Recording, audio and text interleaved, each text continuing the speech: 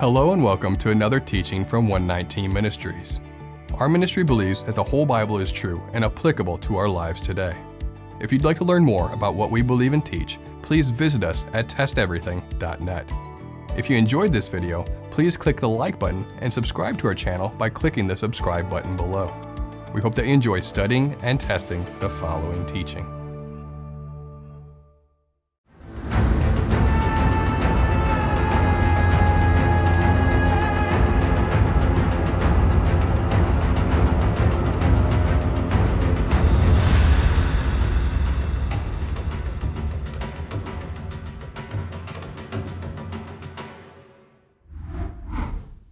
Many Christians believe that the law of Moses, the Torah, was given only to the 12 tribes of Israel. They think that God's law was never intended for anyone besides the descendants of Jacob. However, when the law was given at Mount Sinai, there was a mixed multitude at the mountain. There were Gentiles who received the law along with the native-born Israelites. We see a reference to this mixed multitude when Israel left Egypt. The scriptures say a mixed multitude left Egypt with Israel. Exodus chapter 12. And the people of Israel journeyed from Ramses to Sukkoth, about 600,000 men on foot, besides women and children. A mixed multitude also went up with them, and very much livestock, both flocks and herds. So, this mixed multitude is distinct from the 600,000 Israelite men with their women, children, and livestock. This mixed multitude also accompanied the Israelites to Sinai. Exodus 19.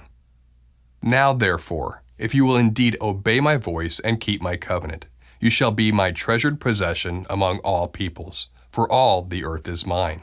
And you shall be to me a kingdom of priests and a holy nation. These are the words that you shall speak to the people of Israel. So Moses came and called the elders of the people and set before them all these words that Yahweh had commanded them. All the people answered together and said, "All that Yahweh has spoken, we will do."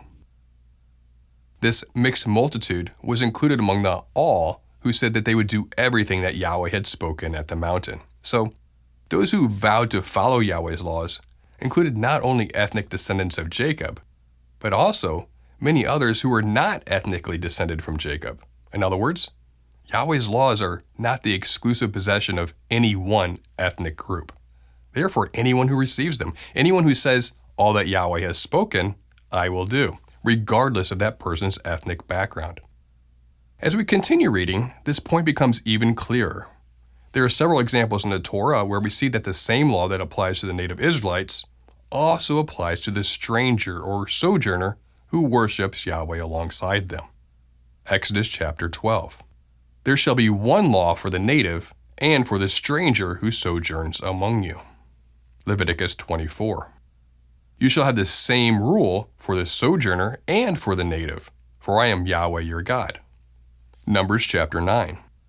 And if a stranger sojourns among you and would keep the Passover to Yahweh, according to the statute of the Passover and according to its rule, so shall he do. You shall have one statute, both for the sojourner and for the native. Numbers 15. For the assembly, there shall be one statute for you and for the stranger who sojourns with you, a statute forever throughout your generations. You and the sojourner shall be alike before Yahweh. Numbers 15.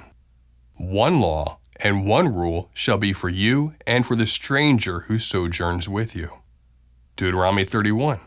And Moses commanded them, at the end of every 7 years, at the set time in the year of release, at the Feast of Booths, when all Israel comes to appear before Yahweh your God at the place he will choose.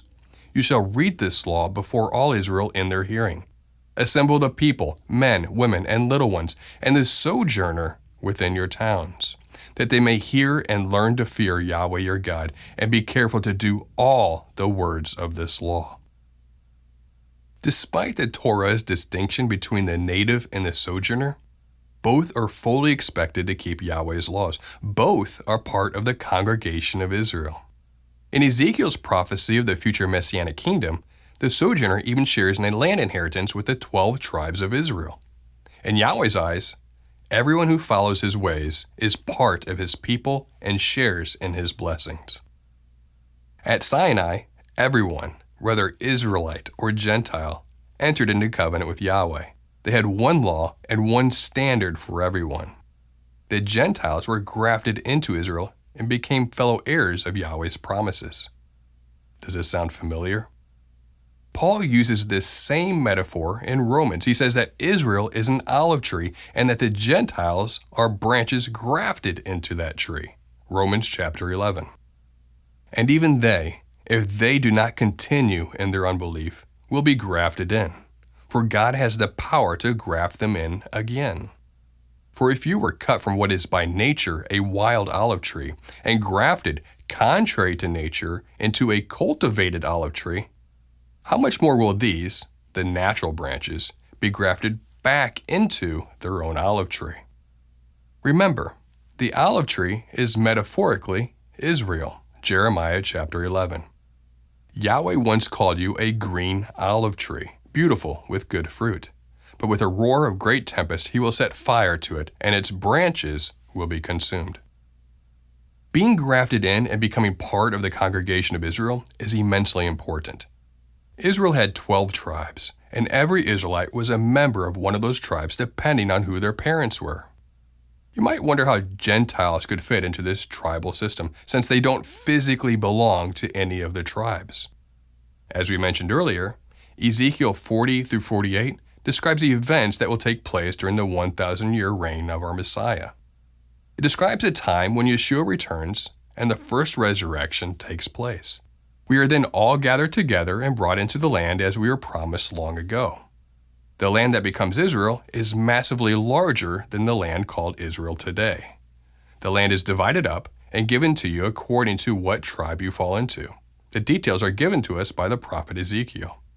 However, those of us who are grafted in are not technically part of a tribe. How does that work? The end of Ezekiel 47 answers this for us. The Gentile or foreigner chooses which tribe they want to reside in, and that dictates their tribe's status. Ezekiel 47. So you shall divide this land among you according to the tribes of Israel. You shall allot it as an inheritance for yourselves and for the sojourners who reside among you and have had children among you. They shall be to you as native-born children of Israel. With you they shall be allotted an inheritance among the tribes of Israel. And whatever tribe the sojourner resides, there you shall assign him his inheritance, declares Lord Yahweh. This will be a very interesting time. So those that attempt to theologically separate themselves from Israel, and consequently the Torah, are confused about their identity. They do not know who they are. You are now part of the olive tree. You are now part of the mixed multitude who was saved out of Egypt alongside the descendants of Jacob. Now, you are part of the Commonwealth of Israel, a citizen of the one nation under Yahweh. Ephesians chapter 2.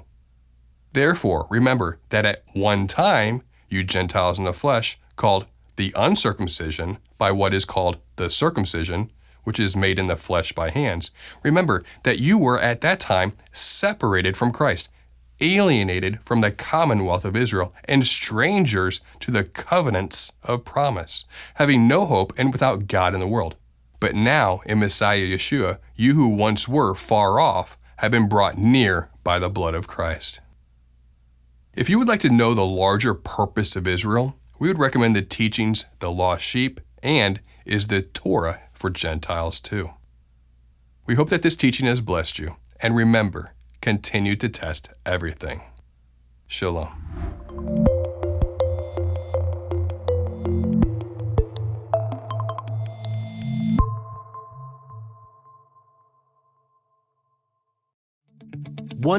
Ministries has produced hundreds of biblical teachings, and now you can own all of them on one physical device. We're excited to announce that our entire video library in HD quality is now available on a flash drive. This drive can be plugged into your PC, phone, tablet, or anything else with a USB or USB-C port. The drive also contains written transcripts of our teachings for those who prefer to read rather than watch.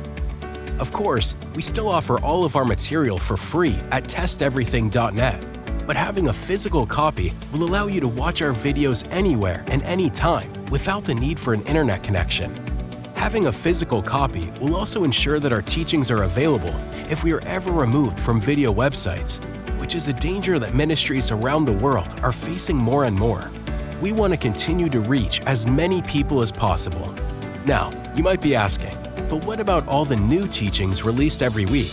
Well, in addition to receiving all our past teachings, your purchase comes with free updates for life. Each flash drive comes with instructions that will allow you to easily download and store new teachings as they are released. Or mail us in the flash drive once a year, and we will update it for you and send it back at no charge to you. We hope you are blessed by this new resource. And as always, any proceeds our ministry receives goes right back into producing more teachings. Get your 119 flash drive today by going to 119flashDrive.com.